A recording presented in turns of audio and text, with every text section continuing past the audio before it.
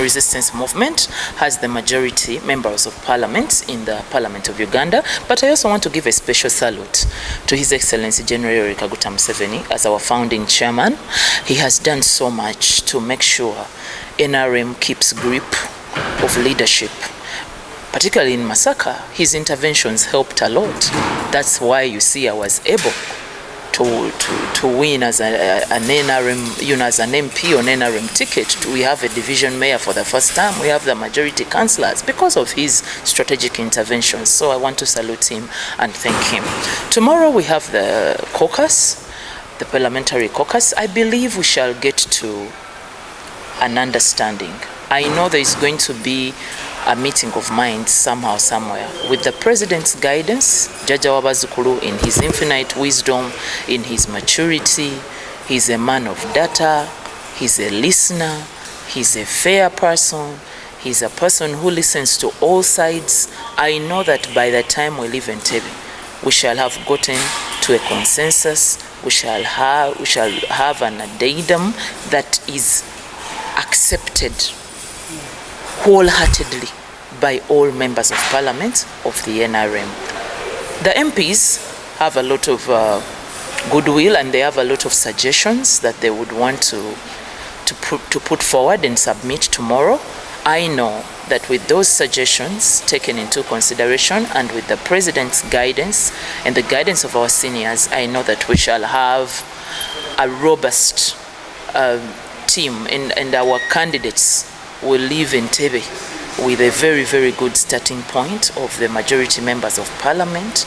I pray that we shall all hear out each other, because it's very good to have a voice that is not superimposed but accepted by all. And I know that in the infinite and honest wisdom of my president, Jaja Wabazukulu, by the time we leave Entebbe, all members of parliament shall speak with one voice, and then we go to Entebbe, and then we go to Kololo on Monday and have a win for the National Resistance Movement. But as we look forward to these wins, let us also think about in these caucuses, it is high time we start to talk about the aftermath.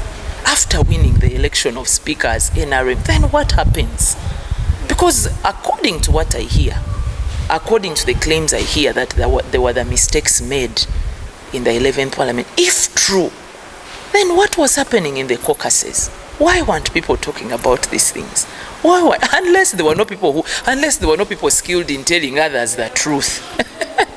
Because if everything we hear about the 11th parliament is exactly what happened, why wasn't it spoken about in the due caucuses that happened periodically? So I also pray that in the caucus that we are going for, besides discussing candidates, let us be very serious about the aftermath. The oversight role has been literally dropped by parliament. There is a lot of inconsistency. There is a lot of gaps and loopholes in service delivery. When you look at the hospitals, when you look at the public schools, the roads, the opportunities, the government suppliers are crying. Everybody wants a kickback from them. The investors are in tears.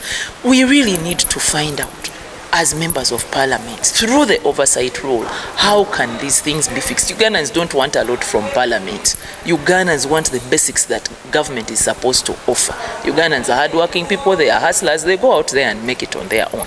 But what they need are those unavoidable things that really must be offered by government. And that's where we have to come in as parliament.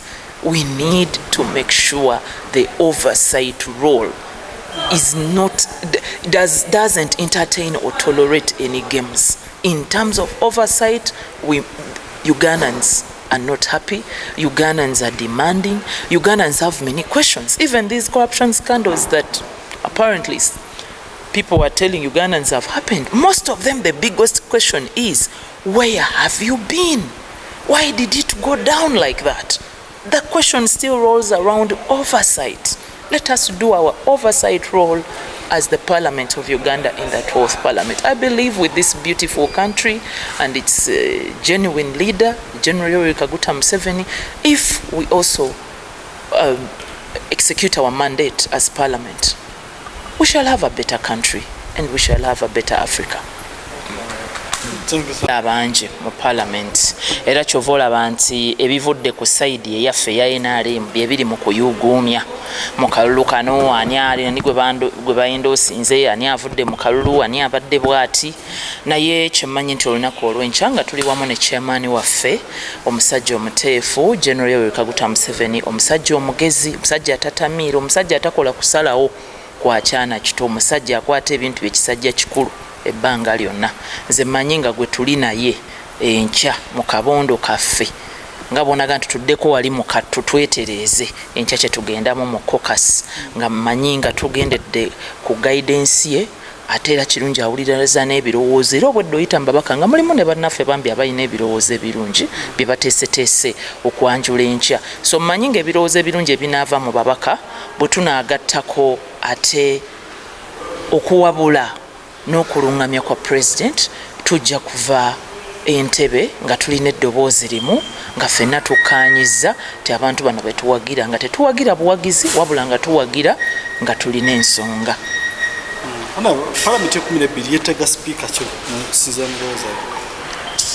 Nga bw'omanyi nti NRM engombo yaayo eri nti the struggle continues era ne President Museveni akitujjukiza nnyo tuzimba ekineneko nga tukizimbira ku kiriwo.